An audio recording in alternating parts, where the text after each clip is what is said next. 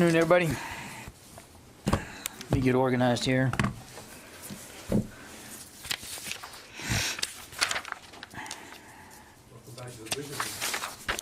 Thanks. Yeah, we were gone for a little while. It's good to be back. Okay, a couple of things at the top. If you just bear with me here.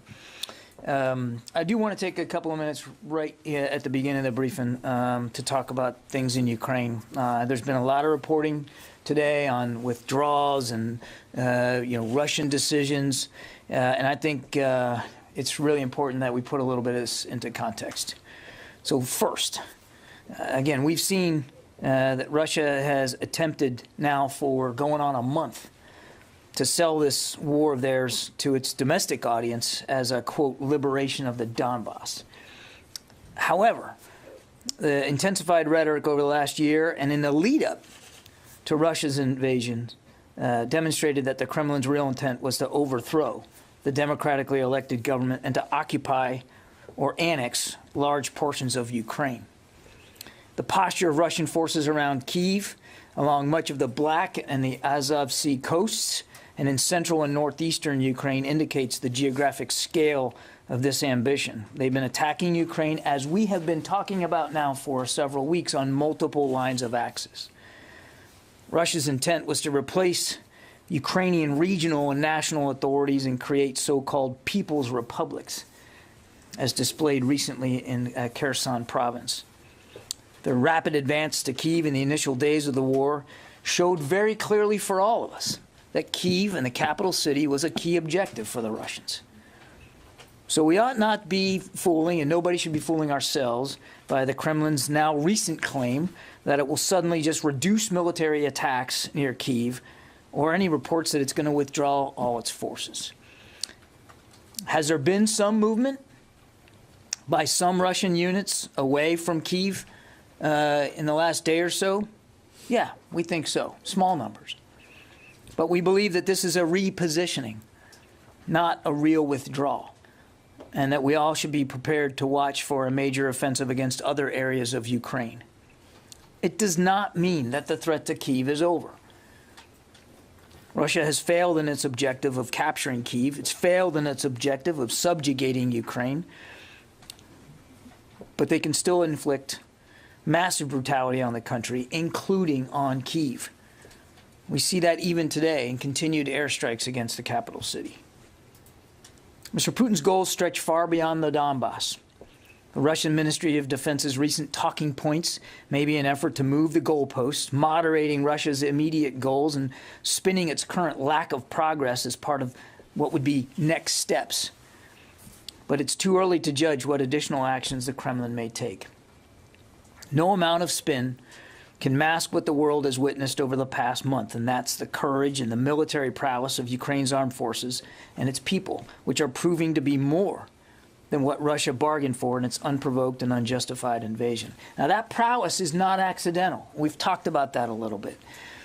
It's partly a result of the training and the support we and other allies over the last 8 years have been given to the Ukrainian armed forces. The United States, together with our allies and partners, we're going to continue to provide that support going forward to meet their security needs as they bravely stand up to this Russian aggression. Now, I thought it was really important to kind of set the level straight there on that, because I've seen, again, lots of reporting here on these so-called withdrawals. Now, in other news, Balakatan 22 started this week. This is a long-standing annual bilateral military exercise conducted between the U.S. military and the armed forces of the Philippines. It's a key component of our alliance cooperation. The exercise features planning, operations, exchanges, and activities that increase both our nation's military capabilities to provide for the mutual defense of the Philippine archipelago. Exercise activities will occur at multiple locations throughout the Republic of the Philippines and will consist of three primary components: a bilateral staff exercise, joint interoperability events, and combined interoperability events, as well as humanitarian and civic assistance efforts. With more than 3,800 members of the Armed Forces of the Philippines and 5,100 U.S. service members, this will be the largest iteration of Balakatan to date. We look forward to a meaningful, productive exercise, and we're grateful for that terrific relationship that we have with the Armed Forces of the Philippines. And then last but not least, today, the final COVID-19 response teams in active duty status who are supporting 59 cities across 30 states completed their mission at the University of Utah Hospital in Salt Lake City. Since the onset of the outbreak, more than 24,000 military members in active duty status have provided support to the whole of government effort. The support included approximately 5,800 military medical providers that supported hospitals and other civilian medical facilities, more than 5,000 military medical personnel administering vaccines at federal community vaccination centers, as well as military personnel who assisted citizens when they were initially repatriated back to the U.S. in the very early days of the outbreak. In January of this year, the department activated more than 1,000 service members in support of the president's direction to mobilize additional military medical personnel. And of those service members, DoD deployed nearly 700 who supported 25 hospitals in 14 states just from January to March. The rest of these military members were on standby throughout that time period, ready to deploy at the request of FEMA if they were required. It's important to note that while the Title X COVID-19 response may have come to a close as of this morning, there are still more than 10,800 National Guard soldiers and airmen supporting COVID-19 response efforts in at least 43 states, territories, and the District of Columbia. And I also want to add that NORTHCOM remains postured as well to deploy more personnel if requested. And of course, the Secretary wants to take this opportunity to pass on his personal gratitude and that of all senior leaders at the department for the extraordinary work that the men and women of this department have done throughout the pandemic, but certainly in just the last few months to work so hard in support of civilian medical practitioners. And with that, we'll take questions. Bob. Thank you, John. On Ukraine, when you say you are seeing small numbers of Russian troops moving, you say they're repositioning. Would that be, by small, do you mean like less than a battalion tactical group? Yeah. I would, this is very early on, Bob, so we don't have a number estimate, but it's certainly not a significant chunk of the multiple battalion tactical groups that Russia has arrayed against Kyiv. So we can confirm that we've seen a small number start to reposition, but I'd really be reticent to get into an exact number or try to put a unit on it. It's not anywhere near a majority of what they have arrayed against Kyiv. And when you say repositioning, can you say, I mean, are they moving like north into Belarus, or are they repositioning for what you described as potentially an offensive somewhere else? I would say at this early stage, we see the movement more northward. But again, it's too early to tell, Bob, what the destination is, what the final purpose is, and you know where exactly these troops are going to go long term. We assess that it is likely more a repositioning to be used elsewhere in Ukraine. Where exactly, we don't know. I would just note that the Russians themselves have said, in the same breath they're saying they're withdrawing, that they are reprioritizing the Donbass area in eastern Ukraine. So they could move there. Again, that's a question better put to the Russian Ministry of Defense if they'll ever give you a straight answer. But again, they have said themselves that they're reprioritizing that part of Ukraine. Right. Yeah. You mentioned obviously that if they're redeploying, have you seen any signs that Russia's pulled back on actually sending supplies into Ukraine? Are they still basically continuing their own convoys of moving supplies, fuel, food, anything like that? Or if they stopped doing that, it is just the troops that have basically been Again, very early stages here. They've only just recently, in the last few hours, made this proclamation. So we have seen a small number begin to move away from Kyiv. That's about the most I can give you. I don't have any information on their resupply efforts for troops that are still arrayed against Kyiv. I would remind that the Russians still have a significant majority of their assembled combat power, to include logistics and sustainment capability, available to them inside Ukraine. Yeah. Thank you, John. So just trying to understand something. If you're talking about a small number, do you think just what you're seeing now, or do you think there's going to be more numbers? Because you're saying they might be pulling out these forces to redeploy somewhere else, if they are small numbers, are they going to make any difference if they were redeployed? Is it the beginning of something It's a bigger great than question this? for Minister Shoigu. I don't know, Fadi. All I can tell you is what we're seeing. We're seeing a small number now that appears to be moving away from Kyiv. This on the same day that the Russians say they're withdrawing. But we're not prepared to call this a retreat or even a withdrawal. We think that what they probably have in mind is a repositioning to prioritize elsewhere. And do they still have enough forces on the ground around Kyiv in case they decided to basically relaunch some kind of attack on the city? Again, I'm not going to predict what the Russian military plan is here. To my answer to Bob, very, very small numbers that we've seen move at this point. They still have the vast majority of the forces that they had assembled around Kyiv are still there. As I've said before, we largely assess that they are in a defensive posture. They have several days ago stopped trying to advance on Kyiv and sort of took up defensive positions. Yeah. Carl. Thanks, John. 3 questions, please. Can you update us on the number? Can you update us on the number of missiles? I'll just ask one at a time if that's easier. That's actually much easier. Yeah. What's the number of missiles that Russia's launched into Ukraine at this point? I don't have an update on the missiles. We know that they have since the beginning of this launched more than 1,000, but I don't have an exact number. Okay. Secondly, does the Pentagon still consider Russia a near-peer competitor? I think you can take away from what we talked about yesterday when we released the budget, and we talk about Russia as an acute threat, and that's how we're looking at Russia right now. But that's not the same as what you've been saying. You've been saying near-peer competitors, Russia and China, and now we're hearing acute threat. So has it changed in the Pentagon's view? We consider Russia as an acute threat based on certainly what we've been seeing happen over the last month. Okay, and then my last question is about Ukraine's peace proposal. It seems like they envision some sort of security guarantee, like Article 5 with NATO, with a country like Poland or Turkey or Canada. So my question is, does the Pentagon think that's feasible? Because these are NATO countries, and establishing some sort of collective defense with the NATO country would essentially bring in all of NATO with this. So does the Pentagon find a proposal like that feasible? I think we're not going to get ahead of where Ukraine and Russia are on their discussions. This has got to be a negotiation between Russia and Ukraine, and we're certainly not going to get in the middle of that or get ahead of where that is right now. I would just say a couple of things, Carla. One, Russia should negotiate in good faith. They have an opportunity here, an opportunity that they have missed many, many times over the last month to end this war and to do it responsibly and to negotiate in good faith. So we hope that they'll do that. But the war could end today if Mr. Putin did the right thing and actually did withdraw all his forces from Ukraine and respect Ukrainian sovereignty. And again, as for what that settlement looks like, that's really between Russia and Ukraine. We wouldn't dictate the terms, and we wouldn't want to get ahead of that process. Let me go back over here. David.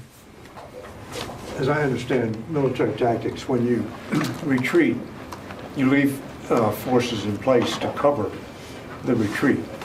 So are the movements that you're seeing so far, are they consistent with what a retreat from Kyiv would look like? And what would it take to convince the Pentagon that Russia had given up on its intent to seize Kyiv?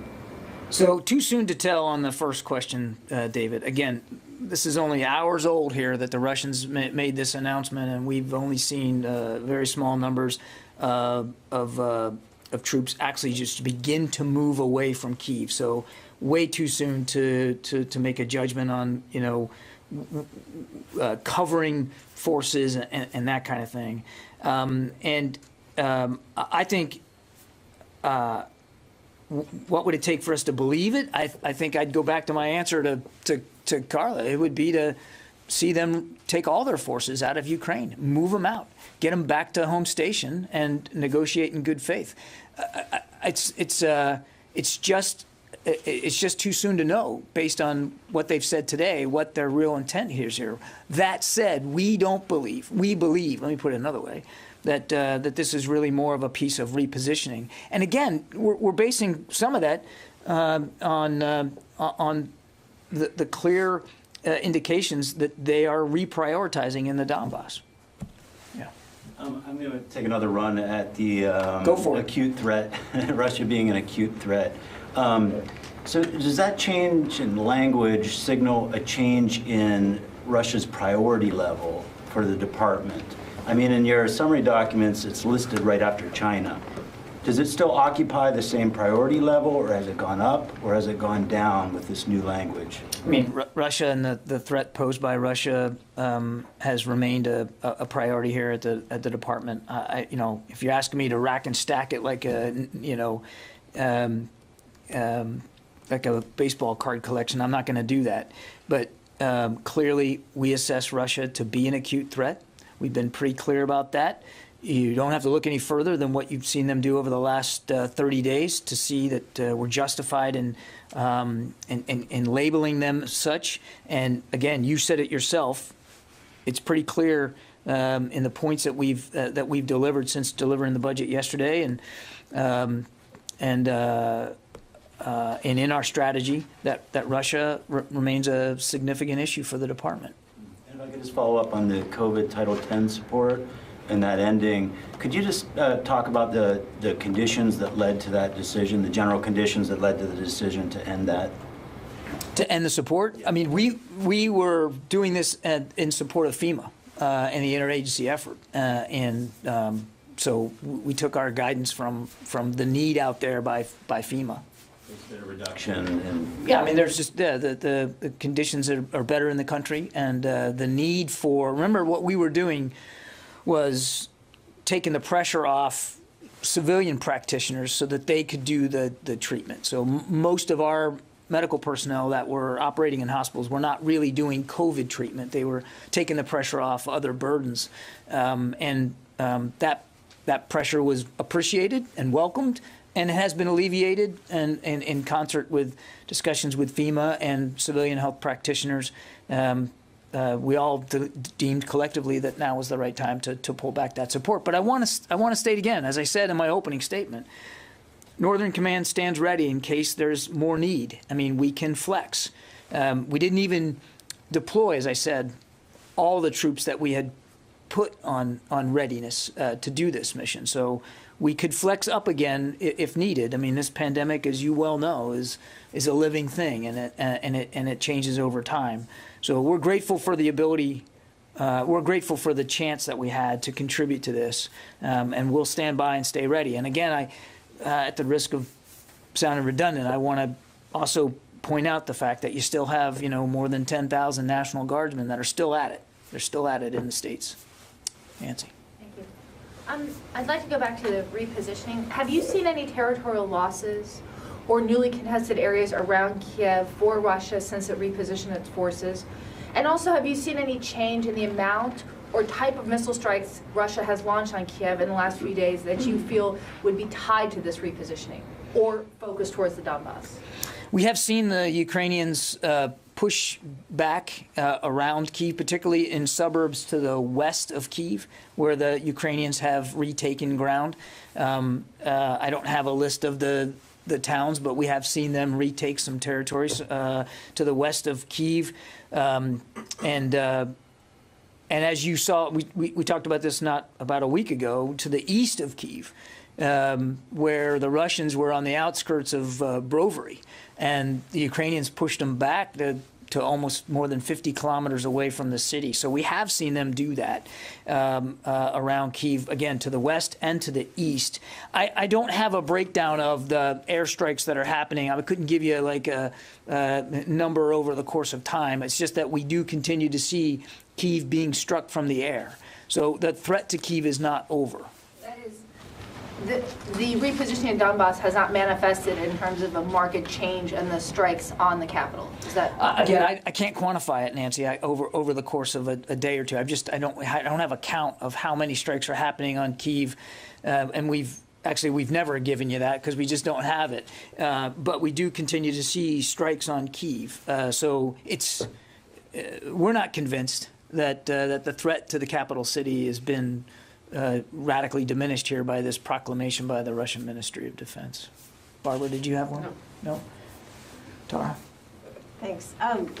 Could you give us a sense of if Russian forces are spread evenly throughout Ukraine, or how many battalion tactical groups they kind of concentrated against Kyiv versus the east, and how you've seen that shift? Yeah.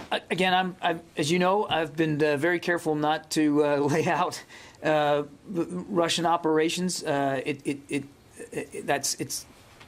not prudent for me to do it, and we don't have exact details of where every battalion tactical group is. So I couldn't tell you how many troops are arrayed against Kyiv versus Kharkiv and Chernihiv and certainly in the Donbass. What I can tell you is that the vast majority of the assembled force that we saw against Kyiv is still there. We've only seen a small number begin to move away from Kyiv, mostly to the north. We'll watch this over the course of the coming days, and to the degree we can describe for you what we're seeing, we'll do that. We have seen, even before the Russians said that they were going to prioritize the Donbass and the east, we saw them begin to pick up the pace there. More aggressive operations, more active campaigning against towns and villages in the Donbass. That continues today. But look, I mean, the Donbass has been a hot war for the last 8 years, and we definitely have seen the intensity pick up. And again, where that goes, we don't know. We've also seen the Ukrainians be just as active in the Donbass and trying to push back on the Russians there. Can you give us a sense of, did they put the bulk of their forces against Kyiv, or did they? Again, I don't want to give you a breakdown here. We have been talking now for a month about sort of three main axes of approach by the Russians, right? North and northeast, Kyiv, Chernihiv, and Kharkiv. All really, that whole northern grouping was really designed against the capital city. The effort to cut off Kyiv. Then the east in the Donbass, which again has been in hot war now for 8 years, and the Russians poured more resources in there. And then in the south. And in the south, as we've been talking about, coming out of Crimea, they basically split to the northwest and to the northeast. To the northeast against Mariupol, which obviously there's a lot of heavy fighting still going on there. You guys have seen that for yourselves. And then to the northwest out of Crimea up to Kherson, and then what we saw was an attempt to take the town of Mykolaiv, which they have not been able to do. And as I think we've talked about in recent days, you've seen that the Ukrainians are actually scrapping it out for Kherson as well. So those were the three main groupings and three main lines of effort.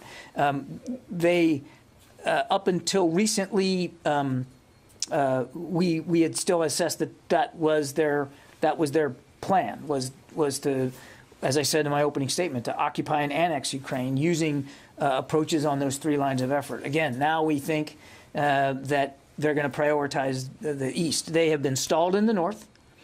And the progress in the early days they had made in the south, they had made progress. Now that's stalled out. And we see them prioritizing the east. But I couldn't quantify that for you, Tara. I don't have their order of battle on that level of detail. Let me go to someone on the phone. I haven't done that yet. Let's see, Courtney. Hi, thanks. Can you talk a little bit about the president's comments yesterday when he said that that U.S. troops, he seems to say U.S. troops are training Ukrainian military inside Poland. What kind of training are they providing, and how long has that been going on? Yeah, Courtney, I think General Walters dealt with this pretty well at his hearing this morning in front of the Senate Armed Services Committee. There is, there's some liaising going on as the Ukrainians go into Poland, for instance, and they are we're transposing shipments of material to them, and so there's some general liaising going on in that regard, and that's what the president was referring to. Janie. Thank you, Don. Everybody finish Ukraine issues. Do you want me to stay on? Why don't I come back to you? You want to do that? Would that be fair? Yeah. We'll do that. Yeah, I promise. I'll get back to you. Can I follow up on this question of Kyiv? One more question. From a military perspective, does the Pentagon think that the Russian forces were basically defeated in their attempt to take Kyiv, and this campaign. I said that. I basically- said as much in my opening statement. They failed to take Kyiv. So Yeah. that's a defeat to their forces, basically. They failed to take Kyiv, and we believe that Kyiv was a key objective for them. Yeah, Louis. John, you used the word spin in your remarks. Yes, I did. You've also confirmed small numbers leaving. Did you note those small numbers leaving before the Russians made public their proposal today, that that this was being done in good faith? So in other words, are the words following actions that you've already seen taking place in the last Yeah, I couple couldn't give you a time hack, Louis, exactly whether it was exactly the moment that the Russians decided to announce it, roughly, same day kind of observation. But we're not taking anything they say at face value. I'm being as honest with you as I can. Small number, scene started to move. We're not prepared to buy the Russian argument that it's a withdrawal. Again, our assessment is that their intention is to reposition forces and bolster their efforts elsewhere. So the word spin is accurate to what you've been describing, what you just described then? I'm comfortable with the way I characterized it.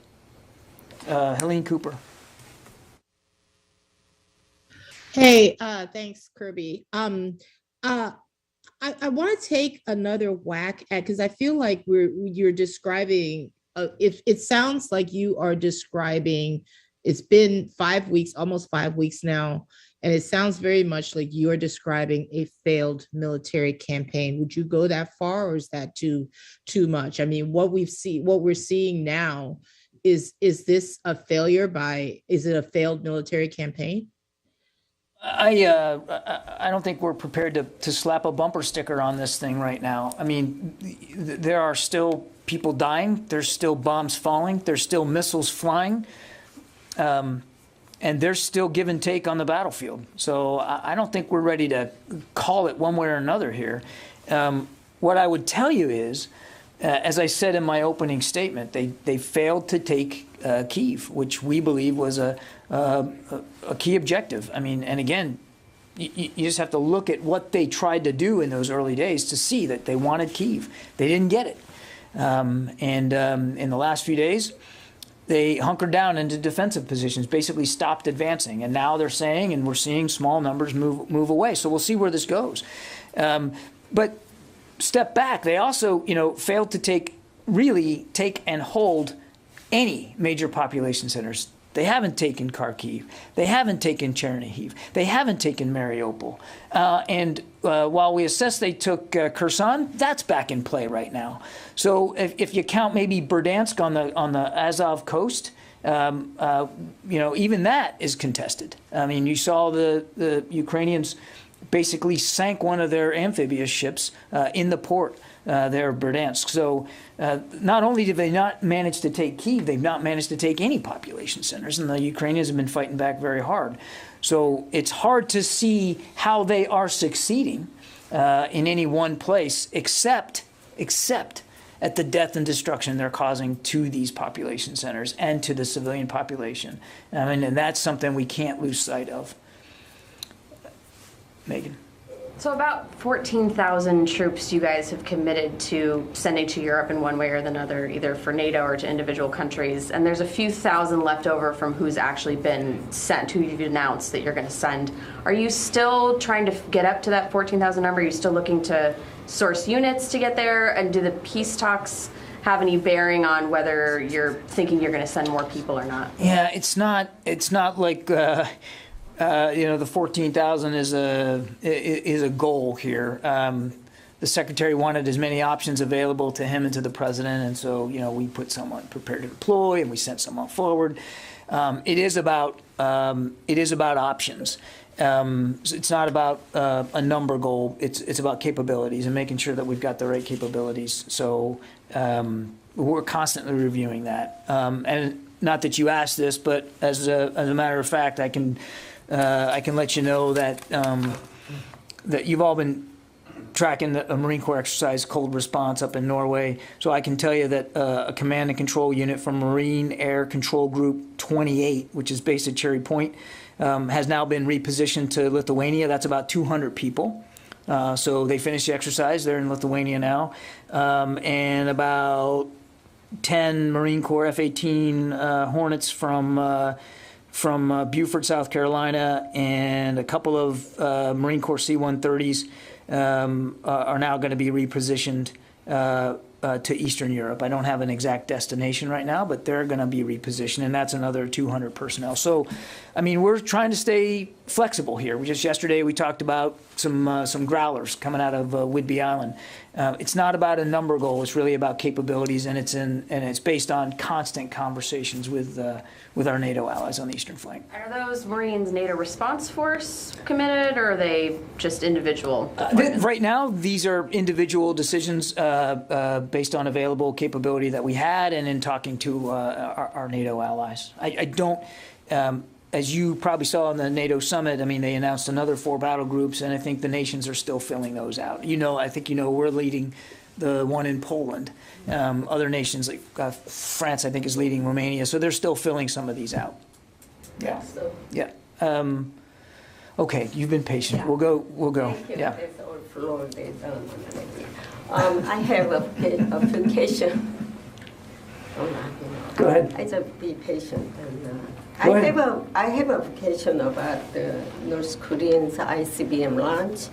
When North Korea launched new ICBM last week, there is a report that the Pentagon refused the South Korea request to respond immediately to North Korea.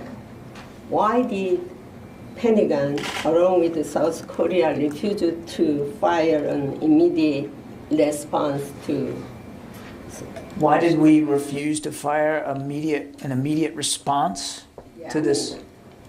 I mean, with the South Korea and United States, supposedly they joined the fire training response to the North Korea. But the Pentagon refused to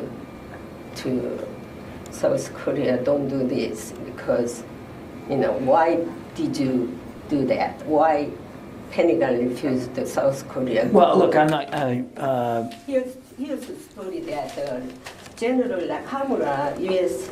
Korea Forces, Combined Forces Commander, has conducted the Pentagon, but Pentagon refused to fire an immediate response to North Korea. That is a story that what. Okay, I haven't seen the story. I'm not sure what you mean by fire an immediate response. Yes. I'm not sure what that means. But look. So South Korean, they after launch the North Korean ICBM, South Korea started responding fire 111 minutes later. This is so late because it took so late to respond to. You mean the statement that we issued? Yes. Look, we respond with the time and the care that we believe is required based on these provocations. I mean, there's no ill intent towards our South Korean allies here. I mean, it's a sovereign nation. They are, and if they want to issue a response on their timeline, then we certainly respect that. We responded, I know we responded in a way that we felt was appropriate to our own initial analysis of the launch. Look, let's not get hung up on who's issuing a statement first or whether it's together or whether we say the right things. I mean, let's focus on the real issue here, which is security on the Korean Peninsula, and the fact that the alliance is still really strong, that fact that we constantly consult with our South Korean allies about readiness on the peninsula, and that we did make a statement. We did note it. And, oh, by the way, in recent weeks, we've actually changed the way we're doing ISR there in and around the peninsula because of recent provocations by the North. Okay, I have another one. Of course. There's U.S. and South Korea are analyzing North Korea ICBM as a Hwasong-15, but North Korea claims it is a Hwasong-17, 2 steps up. Do you know why this information is so different between North Korea and United States? I would just tell you that we assessed that launch was a probable ICBM, and we continue to analyze the test in close coordination with our allies and partners to include the South Koreans. I don't have an update for you beyond that. Can I follow up on North Korea for just 1 second? Sure. So, I know you, the administration often has its constructed answers about the North Korean missile threat, and so I understand that fully. But beyond those constructed answers, is there anything you can tell us about your concerns about the most recent missile test, given the distance and altitude that the North Koreans achieved? Your concerns about the threat that kind of missile capability that they successfully achieved poses, and can you tell us anything about your latest assessment about potential activity at their underground nuclear test site? I'm not going to talk about intelligence assessments, Barbara. I think you know that. And we are still, as I said to Janie, we're still analyzing this last test. I'm not going to get ahead of that process. But we've been very clear about the threat that the North Korean ballistic missile program continues to pose to the region. And that includes their continued efforts to advance their nuclear program. But I'm not gonna speak about intelligence assessments. We remain concerned about the North Koreans, their attempt to continue to improve their nuclear capability as well as their ballistic missile capability. It's provocative. It poses a threat to security on the peninsula and to the region, to our allies and partners. So if you're asking me, are we concerned about it? Absolutely we are. Yeah. I hate to follow up one more time, but you just said concerned about their efforts to improve their nuclear capabilities. So because every time you test, you learn. Every time you test, you learn. Okay, but you said improve their nuclear capability. That's different than a missile. It is. So are you seeing them work right now?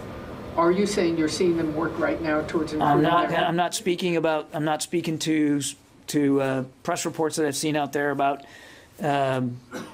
potential future tests. But we know that this is a program that they want to improve. And so, of course, we're concerned about efforts to do that. Last week, Secretary Austin and South Korean Defense Secretary, so they have a telephone conversation. So do you know what particular talking about North Koreans missile launch or the further next month trying to nuclear test? Again, I'm not going to get into intelligence assessments about specifics on the North Korean program. We read that call out. I'm not going to go beyond that readout. Let me go to Idris from Reuters. Hey, John. Just following up on Courtney's question about the liaising with Ukrainian forces when the handover of weapons happens. Could you sort of define what liaising means? Is it sort of a pat on the back saying go get them, or is it more of a this is how you use these weapons? Could you sort of define that? Idris, I mean, it's just general. It's general liaison with them as these shipments are handed over. I don't have exact details of every conversation that's had or what that looks like, but of course there are interactions as these Ukrainian soldiers take possession of some of this gear and this kit, and I really don't have more detail than that. Alex Horton, Washington Post.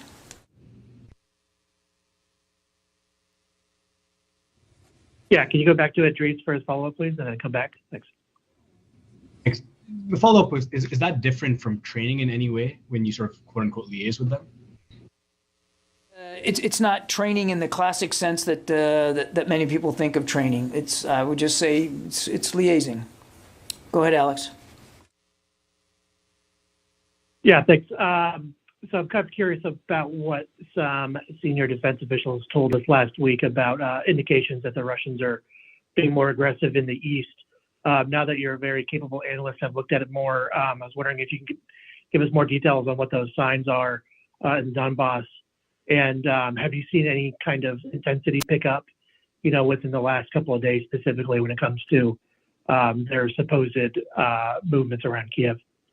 Again, without getting into a blow-by-blow of Russian operations, it's not our war, it's their war. But I can tell you we have seen increased activity, offensive activity by Russian forces in the Donbass, going after more towns and villages, trying to that's one. Number two, and we've talked about this before, making an effort to come south out of a town called Izium, moving south and southeast to try to pin down Ukrainian armed forces that are in the Donbass. It's one of the reasons why we believe they are fighting for Mariupol, because we believe one goal of them could be to use Mariupol as a way to go north and to sort of close off the Donbass. And again, we have seen them without getting into too much specifics here, we have seen them try to reinforce their footprint in the Donbass, and that's about as far as I'm going to go on that, Alex. Yeah, in the back there. John, thank you. So once the $800 million package fully arrives in Ukraine, will the U.S. continue sending weapons to the Ukrainians, even with the Russians kind of pulling out from that Kyiv area? And then secondly, if there were to be a ceasefire, would the U.S. continue sending weapons to Ukraine? I don't have any announcements to make beyond the president's $800 million package. We're working hard on that. There's already been several deliveries made on that package, and we're moving out as quickly as we can on it. And the president's been clear. We're going to continue to support, as I said in my opening statement, we're going to continue to support Ukraine for as fast as we can, for as long as we can. I'm not going to get into hypotheticals about ceasefires and agreements and all that. Obviously, we want to see this war end. But for as long as Ukraine and the Ukrainian armed forces need assistance, the United States is going to be there to help provide it. Yeah. David. So last week, a senior defense official said that he'd seen indications that Russian troops were coming out of Georgia for redeployment to Ukraine. At the time, he said they didn't know where they were going. But one assumption might be they were going to the Donbass, since they had announced they were going to prioritize the Donbass. Now you've just said that on the record that you've seen them reinforce their footprint in the Donbass. So have reinforcements from Georgia gone to the Donbass? I haven't seen any indications that troops from Georgia have gone to the Donbass. Jeff Schogel. Thank you. This may sound like a smart aleck question, but I assure you it's not. When the Defense Department describes Russia as an acute threat, what does that mean? I'm having a hard time explaining it to my readers. I would point your readers to what we have seen over the last month here, Russia's unprovoked aggression against a nation state that posed no threat to them. I would point your readers to Russian interference in elections, not just here in the United States, but into nations in Europe. I would point to Russian activities in Syria to prop up the Assad regime and to continue the bloodshed in that country. I could go on and on. The actions of Mr. Putin and the Kremlin and Russian forces speak for themselves. And it would have been irresponsible for us not to address the Russia problem and the Russia threat in our national defense strategy, or even as we rolled out the budget and talked about some of the capabilities that we want to procure and maintain to deal with that acute threat. I'll take one more. Nope. I guess we're good. Go ahead.